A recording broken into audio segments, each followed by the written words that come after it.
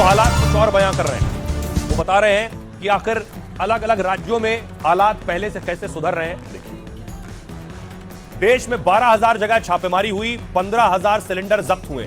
CM योगी के आदेश पर सबसे बड़ा एक्शन यूपी में दिख रहा है। पूरे यूपी में प्रशासन अब तक करीब 5,000 छापे मार चुका है। लखनऊ से आगरा बुलंदशहर तक करीब 2,000 सिलेंडर जब्त किए गए। इस दौरान 70 एफआईआर दर्ज हुई हैं, 10 लोगों को गिरफ्तार किया गया है, जबकि 67 आरोपियों के खिलाफ मुकदमा शुरू हुआ है। दिल्ली मुंडका में क्राइम ब्रांच ने एक गोदाम से 610 सिलेंडर जब्त किए। इनमें 197 सिलेंडर भरे हुए, जबकि 392 खाली। जामिया नगर इलाके में 62 एलपीजी सिलेंडर मिले, इनमें 48 भरे हुए। पूरी दिल्ली में प्रशासन गैस को लेकर लगातार छापेमारी कर रहा है। महाराष्ट्र में एलपीजी सिलेंडर की जमाखोरी पर 2,000 जगह छापेमारी हुई। इनमें 1,200 सिलेंडर मिले हैं, जिनकी कीमत 33 लाख बताई जा रही है। इस पूरे मामले में 23 केस दर्ज हुए, 18 लोगों को गिरफ्तार किया गया। मुंबई के वर्ली इलाके में 100 से ज्यादा सिलेंडर जब्त किए गए। भिवंडी में भी ऑपरेशन चलाकर एक ट्रक और टेम्पो पकड़ा गया। इसमें 330 सिलेंडर बरामद हुए, जिसमें 56 सिलेंडर भरे हुए थे। एमपी में देखिए 1200 छापे मारे गए, जिनमें 1800 सिलेंडर जब्त किए गए। भोपाल में चाय की दुकान से 24 कमर्शियल और 15 घरेलू एलपीजी सिलेंडर मिले। इसके अलावा कटनी इलाके में भी 22 घरेलू सिलेंडर बरामद हुए। छत्तीसगढ़ में 102 जगहों पर छापा पड़ा है, जिसमें 741 सिलेंडर जब्त किए जा चुके हैं। सबसे ज्यादा कार्रवाई रायपुर में हुई है, जहां 392 एलपीजी सिलेंडर जब्त हुए, और इसके बाद दूसरा नंबर बिलासपुर का है, जहां 310 सिलेंडर मिले हैं। सारी स्टेट गवर्नमेंट्स ने ऑलरेडी कंट्रोल रूम एस्टैब्लिश कर लिए हैं, और इनफैक्ट कई सारी सरकारों ने तो डिस्ट्रिक्ट लेवल पर भी मॉनिटरिंग कमेटी का कॉन्स्टिट्यूशन कर दिया है, जैसे राजस्थान, तेलंगाना, गोवा, हिमाचल प्रदेश, जम्मू कश्मीर, महाराष्ट्र, उड़ीसा, तमिलनाडु। एनफोर्समेंट एक्शन के बारे में अब तक पिछले कुछ दिनों में लगभग 12,000 रेड हुई हैं, लगभग 15,000 सिलेंडर्स सीज हुए हैं। अब देखिए जरा, गैस और तेल तो आ रहा है। भारत ने अपना युद्धपोत भेज दिया है समंदर में। ये आईएनएस सूरत की तस्वीर आप देख रहे हैं। आईएनएस सूरत वहां पहुंच चुका है, बताया जा रहा है, और आईएनएस सूरत भेजा गया है। जिस दौर में दूसरे देश डर और घबरा रहे हैं अपने युद्धपोत भेजने के लिए, भारत ने भेजा है अपना युद्धपोत।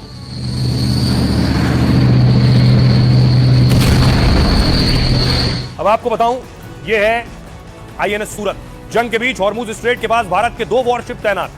हॉर्मुज के आसपास ये युद्धपोत इलाके की निगरानी कर रहे हैं। फंसे भारतीय जहाजों को सुरक्षा और उन्हें कवर दे रहे हैं। ऑपरेशन संकल्प के तहत नेवी जहाजों को कवर दे रही है। भारतीय नौसेना पहले भी अपने जहाजों को इस तरह सुरक्षा दे चुकी।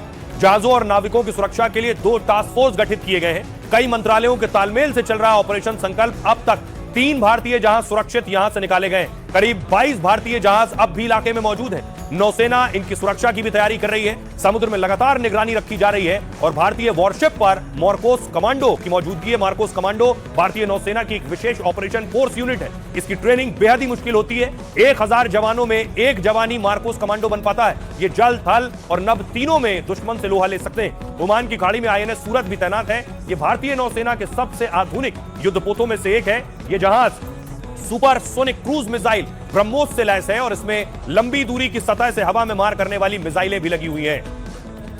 सुनिए जरा, ट्रंप भी मदद मांग रहे हैं दूसरों से कि हॉर्मुज पर आ जाओ, कोई आ नहीं रहा। क्या कह रहे हैं? अमेरिका स्टेट ऑफ हार्मुज में अच्छी स्थिति में है। हमने यहाँ ईरान का पूरा ख्याल रखा है, लेकिन अब एक अकेला आतंकवादी भी मिसाइल दाग सकता है, और वह भी काफी कम दूरी से, क्योंकि यह एक सकरा इलाका है। यही कारण है कि ईरान हमेशा से इसका इस्तेमाल एक हथियार के रूप में करता आया है। ईरान ने हमेशा से इस्तेमाल आर्थिक हथियार के रूप में किया है, और अब यह बहुत लंबे समय तक नहीं चल पाएगा। कई देशों ने मुझे बताया कि वे इस दिशा में आगे बढ़ रहे हैं। कुछ देश इसके लिए बहुत उत्साहित हैं, और कुछ ऐसे देश हैं जिनकी हमने कई वर्षों से मदद की है। मुझे उम्मीद है कि समझदारी से काम लिया जाएगा, साथ ही कूटनीति भी कारगर साबित होगी। वे समझते हैं कि जिन्होंने हमें इस युद्ध में घसीटा है, वे किसी और दलदल में भी धकेल सकते हैं। किसी विदेशी देश को दूसरे देश की धरती पर सेना भेजने, उस पर आक्रमण करना या उस पर कब्जा करना सरासर गलत है। ये बेहद गैर जिम्मेदाराना, गैर कानूनी और अंतर्राष्ट्रीय कानूनों के खिलाफ है। अमेरिकियों को ऐसा करने का कोई अधिकार नहीं है। वे ऐसा इसलिए कर रहे हैं क्योंकि वे सत्ता के नशे में चूर हैं। उन्हें लगता है कि वे चाहे जो मन आए वो कर सकते हैं। अब देखिए, जो हालात है तेल और गैस को लेकर, पूरी दुनिया में इसका असर देखा जा रहा है, अकेले हिंदुस्तान नहीं। लेकिन देखिए जरा, भारत में जो प्रोटेस्ट हो रहा है अलग अलग जगह, ये तस्वीर आप देख रहे हैं। अलग अलग सियासी दल प्रदर्शन कर रहे हैं।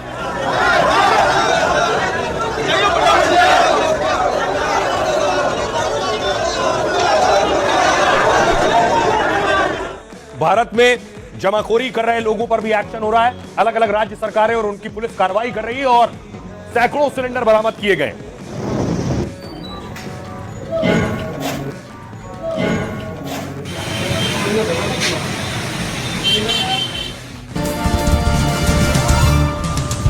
अब देखिए जरा पड़ोस में क्या हालात है और अपने देश में क्या हाल है। सबसे पहले पाकिस्तान। तेल की कमी से पाक में लॉकडाउन के हालात हैं। सरकारी और प्राइवेट स्कूल बंद कर दिए गए हैं। सरकारी दफ्तर हफ्ते में 4 दिन खुल रहे हैं। 50% कर्मचारी घर से काम कर रहे हैं। नेता मंत्रियों के इफ्तार पार्टी बैन कर दिए गए। मंत्री सलाहकारों को 2 महीने तक सैलरी नहीं मिलेगी। पाकिस्तानी सांसदों की सैलरी 25% कटकर मिलेगी। पेट्रोल डीजल के दाम 55 रुपए तक बढ़ा दिए गए। श्रीलंका। लॉकडाउन जैसे हालात बनने लगे यहां भी। सरकारी दफ्तर अब हफ्ते में 4 दिन खुलेंगे। पेट्रोल डीजल और तेल देने की सीमा तय की गई। बस, कार और बाइक वालों को तय तेल मिलेगा। बांग्लादेश।